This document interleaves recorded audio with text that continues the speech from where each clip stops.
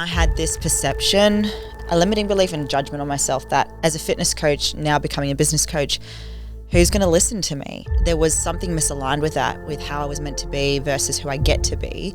What do you do when shit hits the fan? Everything went wrong. Self-punishment. Fucked up. I was so down on myself. Sometimes people don't realize that growth comes after the breaking point. My heart, if this was 4 years ago, I'd been like, people are seeing me fail because I've lost followers. Where now I'm like, my bank account's growing. I want the listeners to go, hey, if you feel like giving up, listen to this. This is the key to that one piece of advice you need. What does limitless mean to you? It's when people say you should stop, you're too much, that's not going to work. And you go,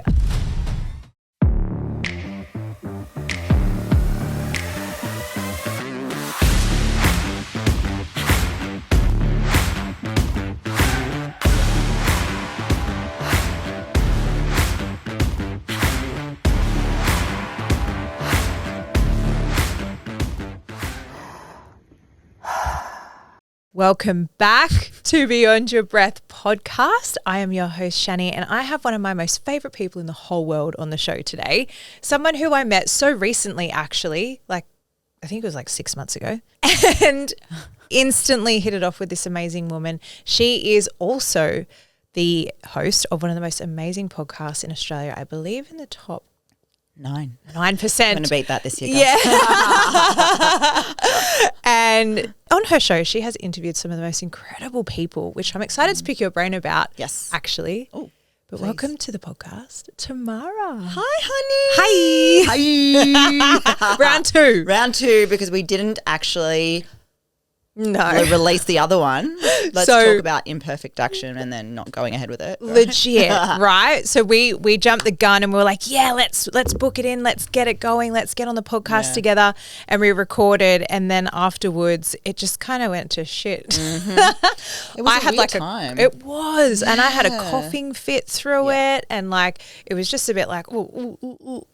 And I think it's a great thing that I want to bring up, because behind the scenes of that day for me, I had probably the worst fight with Jordan. We were really bad at that time. I bring it up because, again, it's just coming up for mirroring in business, working together. Yeah. And we were talking about that because I was even I was asking advice, like, how do you, and I think it was that day that made me realize we're not in our zone of genius when it came to working together. Yeah. And it's just been interesting. Fast forward now, he's more in the ad side of things, the behind the scenes, in the finance. I've got an assistant now, a support coach, and I'm doing a lot of healing on my feminine wounds. So working on healing, and so it was just, I think this is going to be a really good session. I think so too. And I love what you said, talking about taking imperfect action, where it's still showing up, still doing the thing. We decided afterwards not to put it out and to redo it, but still showing up. Yeah, that's it. Yeah. That's it. Because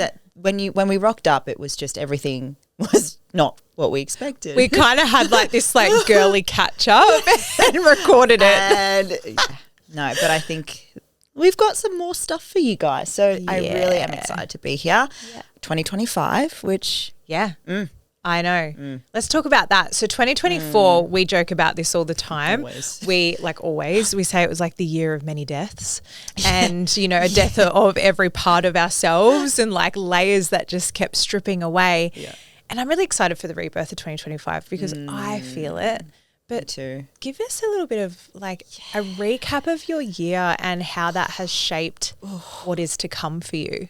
It's the meme where that person's on the kayak going down the wave. Yes. Be an entrepreneur, business owner, and all the things. It's literally that. So that's the recap in a meme. Probably the most profound in ways of learning about myself. All the things that I was avoiding that I had finally had forced to work on within my relationship with myself, with my dad, with Jordan in the business, Jordan leaving his job.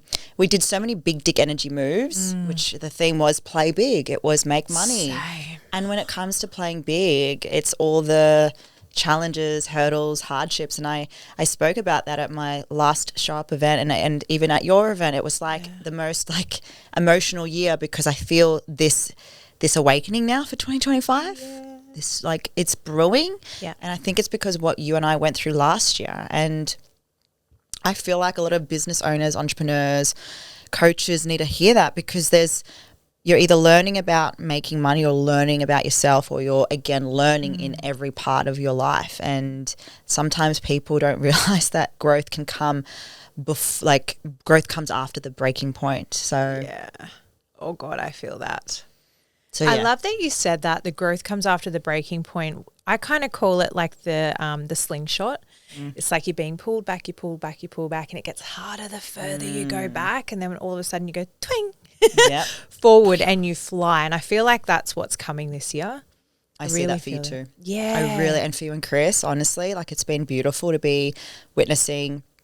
And Shanni's right, we only met at an event in July, and it was one of those instant connections. It was July. It was July. Yeah. Because I remember I flew after my event to watch Sam speak, met you guys, was there solo, flew back the next day to then speak at an event, and I was an absolute mess. 2024 recap. Yay. So and then we had one of those moments where we spoke and we were like, there's something here, and then here we are. Yeah. So it's just, again, going back to your recap of 2024 and where you and Chris are going. You know, I have felt, and I shared this on your stage when I spoke at your event, so safe to do more of the inner work, and Jordan as well. Like I never thought he would get into breath work. Isn't that insane? Yeah. Literally. So many people, myself included, never thought that they would get into breath work. Yeah. And then all of a sudden they get like this experience and it's like, whoa, what the fuck was that? Yep. I'm kind of scared. Yeah. So I've dabbled with you guys, Of course, and obviously watching it was so beautiful to watch and be in it. But I'm like kind of ready for. We're not kind. I'm just like, something. I think it's like big's gonna childbirth. come. It's like you know it's coming, and you know you got to get ready for it, but nothing can ever fully prepare you for it. It's great, guys. Like, please join their breath work. Yeah. Well, you and Jordan have both joined. Yeah. You're taking our facilitator. joining our facilitator training in Feb. Yeah. Can I just share the truth about that? Yes. I was please. like, this other shiny object popped up of me doing another training. Yeah. I was like, it just falls, I know, maybe I can do that and do that. She's like, it's one or the other. I'm like, okay, sorry. I will come. I'll be at that event. I felt like you have to come. I literally was like, the people pleaser in me was like in that great. message. I was like, it was great. It's how could I make this work for her? How could I do this? And I was like, and I was literally like, it's like one or the other. Actually no way, because it's the first day. And I was like, okay. So just, I think it was just me going, I want to do this and that. Maybe I can do both. Yeah. And it's just, again, a great opportunity just to allow myself to be still, because I know that's going to be a big thing for myself, for the stuff that's been coming up, for what I working through. And I don't know what to expect, but I'm doing it for me. Yeah. I've got a couple of my clients coming, which is good. And I think we're all kind of like really doing it for ourselves and see where it can take us. But I think it's great with what you spoke about at your event. And the authority behind that, and how that can really leverage coaches out there for wherever they want to go. So, I love that. Great messaging, honey. Thank you. And I was literally just about to say the same thing to you. Like your speech and the way you spoke and what you shared was so vulnerable and beautiful. And I want to touch on that. Yes. Not the context of it, because that's all your story to share in other ways. When my book comes out. Exactly. And what I want you to touch on, if you would please, is like just the authenticity and the vulnerability in that, to show up as yourself. And this is like, when I think about you embody show up. Like, thank you. You do. I had to look away because I was like, I really hope I do, because it's like shit, because when we think we're not, are we? And sometimes, I think I overshare because of my authenticity. And I really appreciate that, because I've been working on the authenticity piece on self-acceptance. I love red wine. I love having fun. And I am also a struggling perfectionist, and I have had an interesting life and past, but I'm also a leader. And so there was something misaligned with that, with how I was meant to be versus who I get to be. Yes. And we have to honestly choose to let go of that, because there was shame and guilt. So how I prepared for yours, it was actually quite hard, if I'm honest, because obviously there's an emotional connection with you and Chris. I don't want to let you guys down. So is that aspect. So then I was in my head thinking, what can I do for them? And then also the difference was I wasn't selling me. I also was being a guest on a stage. So it was a really great opportunity for me to, I don't know, like lean into what I could do. And normally I do frameworks. I have like moments of what I talk about, of course, but every event you would know there's no script or there's frameworks. There's definitely a story. One of my mentors said to me, I just want you to sit in stillness and I want you just to visualize what you want your future to look like. And I actually had asked last year to be invited to speak. And so I kept remembering that declaration. And then you messaged me and then it was like, okay, bringing that energy back because I was so excited. I was like really starting to feel like what I'm getting and receiving, and I started to get really emotional. And as I was envisioning that, I was seeing flashes of like me having a child, all the things. And so then the way I did it and how I brought in authenticity, honestly, it was this like sitting in stillness, which I think was for 30 minutes. And it was to a music that was called Salmon, and we use it for copywriting. And it made me so emotional. I was messaging you. Yeah. I was like, thank you so much. And every time I thought of you and Chris, I would start getting really teary. So it's weird. I'm such a bubbly, quirky person, but for that event, it felt like even the intro and the entry to the song, I was like, yay. And then I was like, okay, coming back to that stillness, because you'd just done this beautiful breathwork pitch. Yeah. So yeah, I just felt really called to just be me and open that up, because I think coaches need to own that more, especially if they want to be a point of difference with breathwork and building authority and owning who they are and their story. And yeah, so I wish I had a framework for it, because I was like, that was so fucking good. It was amazing. So thank you. Like, I just remember watching you, and so many times I like turned to Chris and I was like, fuck, she's amazing. Like, it's so this is better than I could have ever imagined it to be for our event. It means a lot for me, because that's what I said to Jordan. Like, didn't plan anything backstage. Jordan forgot his TMC shirt. There was a stain on it.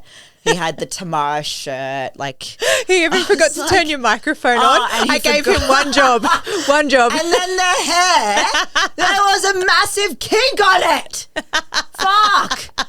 So yeah, I actually didn't notice until you pointed it out. So it's one of those things. But it was all about it was all for you guys. So like, if it was anything, like, it felt really true. And it's sometimes people get confused of what that is. So yeah, babe, honestly, thank you for having me. Yeah, it was honestly, amazing. it was our honor. And if anyone listening gets the opportunity to see Tamara, please do. When her events pop up or she's guest speaking somewhere, please just jump in and go listen, because she's phenomenal. I want to know, what does authenticity mean to you? It means something different to everyone. And I've heard you speak into this before, so I do know like roughly what you say. And I think it's important that everyone knows that authenticity means something different for everyone. Yeah. And so I'd love for you to share your spin on it. I always think back to that little girl where, you know, she was wild and free, and it's like the devil child in me. And so I always think back to her, and I just didn't care. Well, probably not the right word to use, but I was just full of life. And I think it was self-acceptance and full of life and big. And so for me, authenticity is being able to be unapologetically yourself, you know, with the good, the bad, the light and shade, the positive and negative. And I think I used to feel authenticity was just showing all the leadership parts, the good parts, you being vulnerable. But me also being authentic is I have moments where I'm like dramatic, crying, Brazilian. So it's like, but I had shame on that. So my vision and the way I explain it is being that unapologetically, not being like, sorry for being too loud or sorry to being too much or, hey, like I fucked up today. Story. Because I think that's what I'm learning more. And I use these hand gestures it's like your version, and I'm bringing this back to your ideal clients in breathwork as coaches, your version of authenticity for you to be of impact and service, plus the version of you as a child, that self-acceptance to bringing it together. And it's just like bringing that makes you so impactful. I love that. For me, like authenticity, extending on what you said, it's also recognizing that authenticity changes in every moment. So long as you're just being you in every moment. I love that. You know, like that was the biggest thing for me, was like who I was in my authenticity last week is completely different to who I am this week. Because last week I was being my authentic business owner, showing up, doing all the things, getting ready for an event. This week I'm just being a mum. I love that. And it's like, be okay to be in the changes and the seasons of your life and be authentic for who you are each day. That's beautiful. Yeah. That's beautiful. And it's also being kind and self-compassion, something I'm learning a lot about. You know, when you pull yourself out of, oh, was that me or was that someone else? Was that ego? Was that facade? And it's like when you're in what you said, when you're not in awareness and realization of it, it's like self-compassion that you're leaning into, wanting to be more of your authentic self. I used to punish myself so much for putting on this front, pretending ego, because I was so unaware, you know. So the mum version I see you is so authentic and beautiful. You look after me. She was like, we're running about 15 minutes late. Make sure you eat. I'm like, thanks, Mum. Okay. I'm such a feeder. So good. Please remind me. Yeah. Chris will be like, he'll eat like a bite of something and then go to keep going, and I might eat more of that. That's very food is you fuel. don't have like some kind of background in you, like Brazilian. That's what my mum used to always make me do. Oh, German. It's like German, maybe. Well, But I didn't grow up with a family. we have your way of nurturing. I think so, but like I grew up with my family. We have a joke that the hottest side of my family, my dad's side, is like that we're just walking stomachs. We're always hungry and we always want to eat. And so I think it just kind of comes from that. Make sure you eat. You feel good when you eat. Oh, it's great. And I had a bag of lollies, so it was good. Welcome to my life. But yeah, I feel if anyone wants like frameworks with authenticity, honestly, I just think being authentic is being the unfiltered truth, you know, and that gets to be however that looks like for you, you know, in all the different hats we can also wear. Yes, I love that. So extending on from authenticity, what is the next step for someone to show up fully in their business or even in their life? Because for anyone listening, whether you're a coach or not, you can map these principles into anything. Yeah. Like I take a lot from Tamara. She doesn't know this because I haven't said it before, but I take a lot of the things that she says into being a mother because it actually does serve in so many ways. Totally. So when you embrace your authenticity, what is the next step to showing up? What is that next bit of action? I love actionable steps. That's my the masculine in me. It's honestly like if you were to put into a social media framework, whether it's you as a coach, you know, being a facilitator, owning who you are, I always feel like it's sharing it. Like I'm about to do this thing, you know, I've never done this before. And I did it when I transitioned from fitness to business as well. It was like, I'm really scared. I'm owning. I'm a little bit nervous, or if I'm on my phone or if I'm sharing that video, rather than pretending you're feeling confident in this new venture or identity or going into authenticity, that next like actionable step, it's like saying it and letting someone know, sharing it on social media. Again, asking the question, if I was authentic in this moment right now, who would I be? What would I be doing? What would I be saying? What am I feeling? And you know how they talk about the downloads, and in business, like I had a moment today to talk about like everything behind the scenes. And I said this to you on the phone, everything went wrong. Like all our emails are down, system are down, everything's down. And it was like we had recently just started running ads. We did a webinar yesterday. We had one person show up because of all the things that was happening behind the scenes. Self-punishment, fucked up. I was so down on myself, yet we had closed like that day 12K. So it's funny what we put energy into.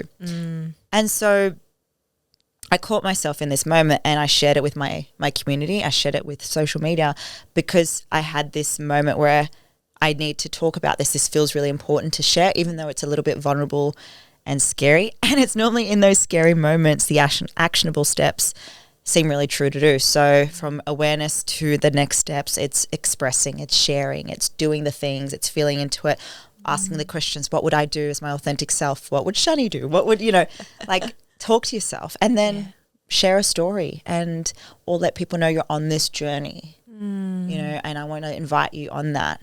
I'm going from business to like being a non-business person too. So yeah. I love that. And what do you do when shit hits the fan? Because as an entrepreneur, this is like a daily freaking practice. Like I often will just sit there and go, oh my God, okay, Right. I wish I had a framework for that because it changes every time. Yeah. Like we got home from the airport, flights were nearly delayed. We had to get up, shit hit the fan, and I'm like really hyper and really intentional, and I was just like do. And then other moments Jordan and I have fought, and it's like, how do I show up on a masterclass? And it's like resetting yourself. But I think it always does come back to stillness for me. I hate admitting it because I'm practicing more of that as someone who's always been a go-getter. And I don't say I don't hate admitting that, but I love it because a lot of my friends and my support coach, who, you know, Laurie, she's like, oh, less is more. Oh, look at you, stillness babes. And I'm like, oh. But yeah, I have an anchor too. I do this on stage. It's an anchor of like, it's like putting my hand on my heart, and just it calms me down, but it sets me. And then it allows me to also tune into my heart, because when we've got shit going on, we're here and we're up. So I just put my hand on my heart, and when I was just speaking on your stage, not that shit was going on the stage, it just it anchors that feeling. It resets me. So yeah, stillness is key, which is, I think I'm really looking forward to being able to not use the excuse of being too busy to do it, too tired, or the timing of it, you know, like when we do your facilitator stuff training, my bad, and, you know, being able to practice that, because I'll probably need it. What about you? Yeah, it's definitely stillness for me as well. And I love what you said about the anchor. And I realized in that moment, I'm like, I do the same thing, but I hadn't really put it down to an anchor, because I'm NLP trained, and you learn about anchors and you actually do anchoring as a process. And so, like, I have my anchors, and I have anchors on my shoulder and my hands, but I often touch my chest. And I had my breast implants removed Isn't that interesting? 4 years ago, and ever since then, just touching my chest is like a deep connection to myself, because I had implants on my chest for so long. I couldn't feel my breath, and I couldn't feel my heartbeat for so long. Interesting. Yeah. And so I just realized, as you were saying that, I'm like, oh, I do the same thing, and it really anchors me down. It does. It's like that big breath. Yes. In. Am I doing the right thing? I don't even know. Well, that's what I do. If there's a framework for it. But yeah, it's the stillness piece, verbalizing, brain dumping. Sometimes you have to go from stillness to being a little bit more like just on. Intentional. Depending on what it is for me, I find like if I'm too charged, I need to move. Like I need to like discharge energy from my body and then come back to the stillness, because then otherwise I get a bit agitated trying to be in stillness. That makes sense for me too. And I think that can, I'm just trying to think of a time that I did that.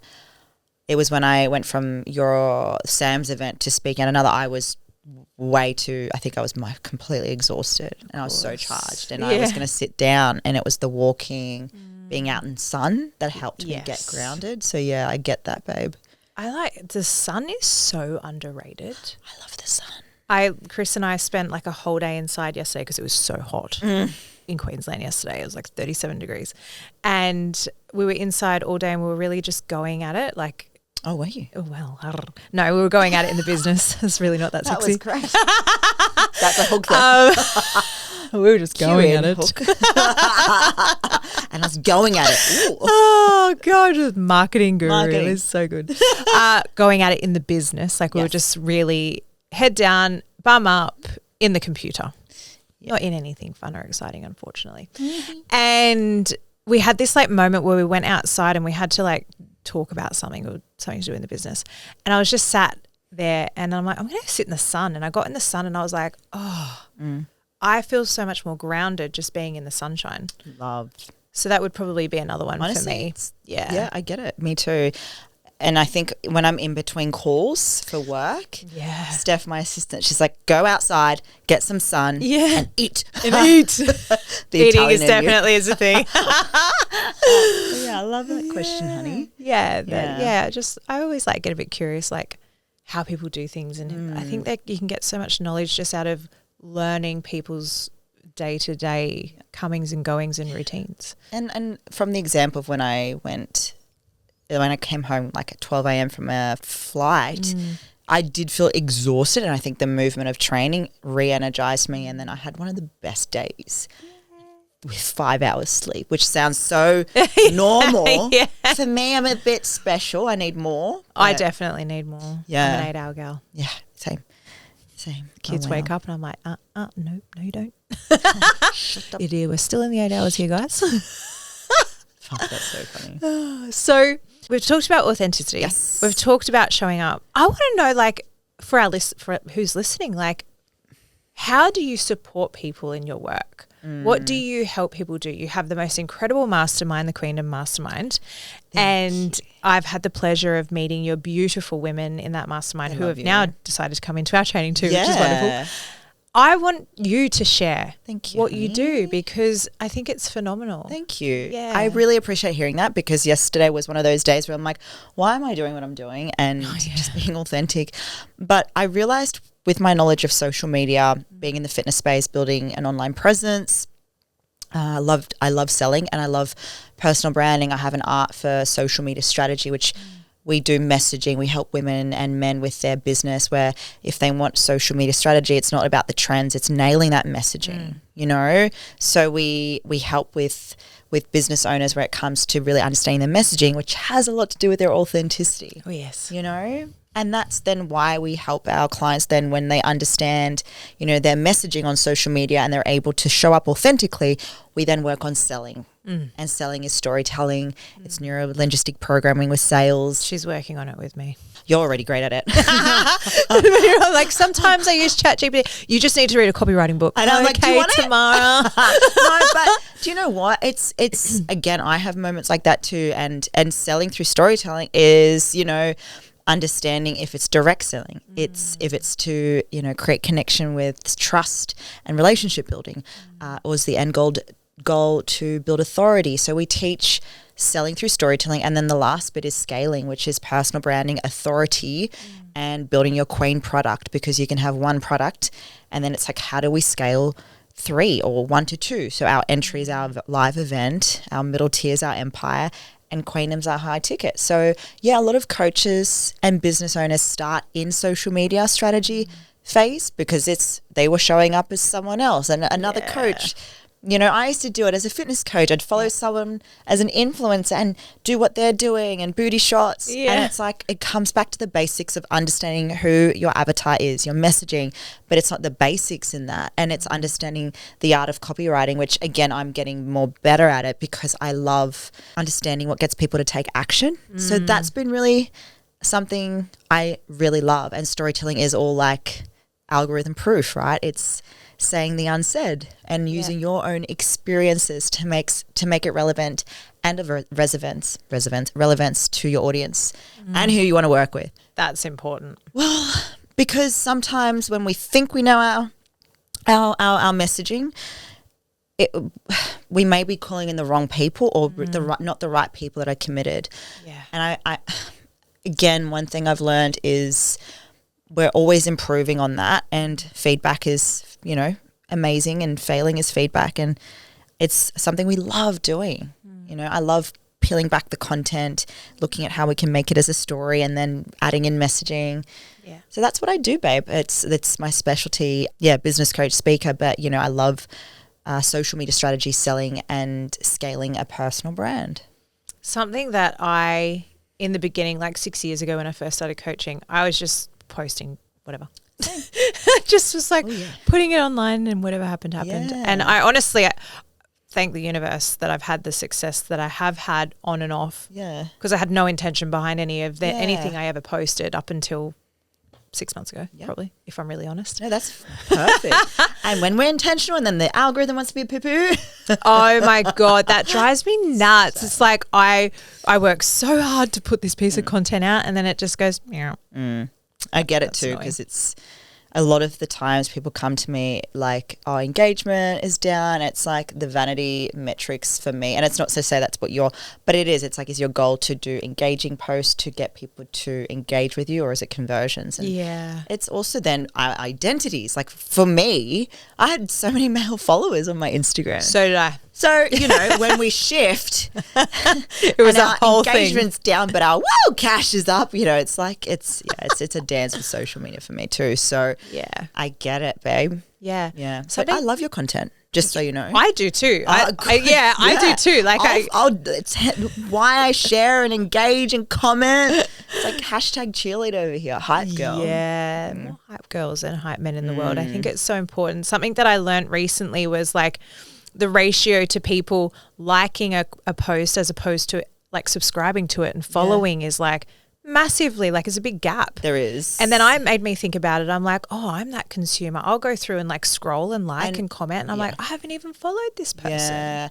And again, now it's watch time and it's how long you can keep people engaged and the videos. And so, it's just, I feel it's something like, it's almost like being an entrepreneur in the social media game where like you have to just be ready to pivot, you know, when new things come up. What determines like a converting piece of content? Yeah, it's such a good question. And it's always around like how, like if you are selling something, if you're direct selling, whether you're soft selling, and it's really mainly like saying, you know, what your offer is. And, you know, a selling content to convert, you know, is different to content to build relationship.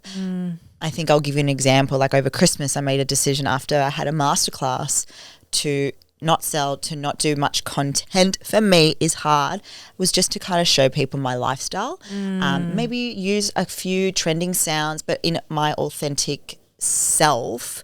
And doing more vlogs, you know, having a few fun reels where we're doing Christmas songs. Like that's suit to me, you know, and it doesn't change, you know, the business. It's not bringing in the wrong types of clients. I think people get so fixated like having to build engagements versus like, you know, there's nothing wrong with doing a launch video to sell an offer like your live events, you know, my live event, my empire. So when the goal is to convert people, your content and intention's so different, which is again, you're bringing in revenue to the business, you know. So they're shorter, the content's shorter, it's not as long, and you know, you have to get to the point, it can't be fluffy, you know. The selling framework has to be like pain points or power. It's frustrations and fear, wants, desires, with a fucking call to action. That's natural. So like there's so many variables. And then sometimes when it comes to building engaging content or to build engagement, it's longer form, it's the patience game, it's measuring metrics, you know, like people views versus the likes. And like I used to be fixated about how many likes I get. Now I'm like, how long are my views? How many people are watching? So, but then it's also something I have learned is you can have as many followers as I have, which a majority of them are now dead. I've just unfollowed a whole heap of people. Yeah. But then having like juicy followers who are hot leads. Hence why when you're intentional with your content, whether it being the goal to engage or create engaging content for connection, similarity, build relationship and trust, to selling, you know, if you're losing followers but you're making money, it's just a balancing act, you know. Of course. And the less you care, the better. Well, the less you get fixated on like how many followers, how many likes, and being of service and mission. Yeah. So I went on a massive rant just then. That was great. I was really in that. I was like, this is good. So yeah, because again, I had 100,000 followers, 29% were men. I then have now gone back to 88.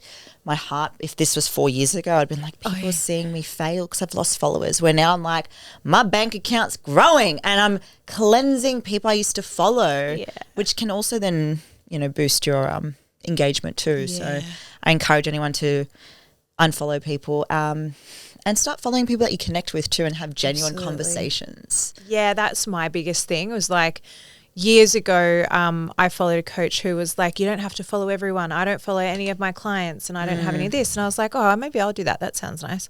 And I did it. And then I've like come full circle. Follow everyone. Yeah, now I'm like, I'm a connector. I love talking to people. Like this is like, that's how I sell. I sell through relationship. Yeah. And so it's you got to find your way. Hey, it's again, not one thing is right or wrong. Yeah. Laurie says to me or to all our Queendom girls, because I'm quite overwhelming when I sometimes, you know, coach them. It's like take one thing and implement it. You know, see what works for you. And everyone's different. So a big thing with social media, Brian Marks, I found out today, who is a very well-known online coach and business coach in the fitness space. He posts 6 times a day at the moment. Oh my God. I went up to 3 close to December, and it's finding the timing of what's the goal, like how often you post, what's frequent, and getting that sweet spot for you. And everyone's different. So as what you said so beautifully, you're a connector. You want to reach out to people. You want to voice note them. Yeah. Maybe send them a video, And I think that is fucking a powerful. Change the game for my content, my social media. So tell us about your podcast. Keys to the Queendom. Yeah. So I would love for the listeners, one, to have access to it because you have phenomenal guests. Thank you. What is your intention behind your podcast, and what can my listeners expect from jumping over to yours? I love that because we'll be recording. Yeah, we're going to record in a second. I'll be on yours. I honestly think Keys to the Queendom was a permission slip for me to transition from fitness to business, and it was one way I practiced just to start as a business coach. So it was almost like a rebrand, a identity shift. Keys to the Queendom was all about giving advice for entrepreneurs, business owners with business tips on social media, selling and branding, and also getting people that were in the arena to share their story, the hardships, the tribulations, the wins, the again, like all the things that I want the listeners to go, hey, if you feel like giving up, listen to this. This is the key to that one piece of advice you need. And so that's how it began. And the previous podcast was called You Can Slay That Again. So that's also very cool. It was cool. But like the idea of that was, I think, really just to get back on, honestly, to gain confidence. And I had this perception and belief, and honestly a limiting belief and judgment on myself that as a fitness coach, now becoming a business coach, who's going to listen to me? And so I wanted to get some amazing guest speakers I honestly think, if I'm being honest, like just to show people what I'm capable of. And I can connect people, and I have an amazing network connection. But I did it from a place of love because the power of networking and proximity is so powerful. The one guest I feel that changed it for me, because I kept getting fitness guests, like high profile fitness people, I feel was Dr. John DeMartini, and also before that, Daniel G. Yeah. And it's all people I've met through live events, except for Dr. John DeMartini, that was based on a connection. So massive shout out to Morgan Nelson for that connection, And it's funny though, like one of my clients was talking about, how do I get into the right rooms? I'm like, go to the live events, and that one person you meet could become your bestie. Exactly. So yeah, like now the goal for it and the purpose is it to become a talk show. No. Yeah. I love like that. a Drew Barrymore, but for entrepreneurs. Yes. Kind of like a Lewis Howes, but like I would love it for it to become a TV show or something like that. That's the vision, maybe in 5 years. That is sick. Yeah. I love that. At the end of that, to raise money for children who, want to become entrepreneurs too, who have a gift, or want to be more in that entrepreneurial world. Like it funds for people. It creates a school, That's kind of like what I see. Future vision. I love that so much. That's beautiful. And then eventually support animals and cats and dogs, because I probably will have a cat farm one day. It's honestly been something like I'm so proud that I was able to continuously record, and I think not stopping. A lot of people do want that, and that was a big test for me. The return of investment, they want it straight away. And I was just like, the return of investment will not come straight away, but it has now, based on who I can get on. Oh, I love that so much. Yeah. Oh, and so Keys to the Queendom is the podcast. And where else can everyone find you? They can find me on Tamara Meyer Coach on Instagram, and my YouTube, which I don't remember. It is Keys to the Queendom. And yeah, that is it. Maybe on a stage again. That's what I'm declaring. I really want to be on other people's stages to speak and keynote and to travel the world sharing my story and helping other business owners with their authenticity and messaging with social media strategy and selling. Perfect woman for it. Thank you, beautiful girl. I have one more question for you. Oh, yes. Oh, is it that one? It's the question. Yeah. Oh, I wasn't question. prepared for the last time. Yeah. I can't remember what you said last I don't time, remember actually. either because it took me by surprise. And now I'm ready, but I don't have nothing. So bring it. So the question that we ask all of our guests Yeah. at the end of every episode is, what does limitless mean to you? It's when people say you should stop, you should slow down, you're too much. I'm worried about you. You need to like pull it back. That's not going to work. And you go, fuck off. Yes, I can. And I will.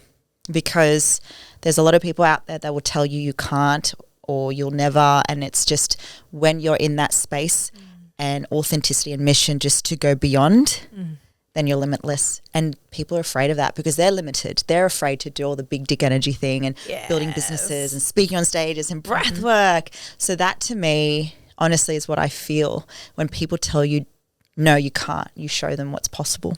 Oh, That was so good. I'm so glad we redid that unposted podcast. that was amazing. Yay. Thank you so much for that. That's the best So piece of welcome. advice, honestly. That's like really? that's a key to life. You're kicking the dick. Big dick move, fucking do it. Yeah. Motherfuckers, over and out. I'm Tamara Meyer. Thank you so much, my So welcome. love. That Now we was gotta do amazing. ours. Yeah.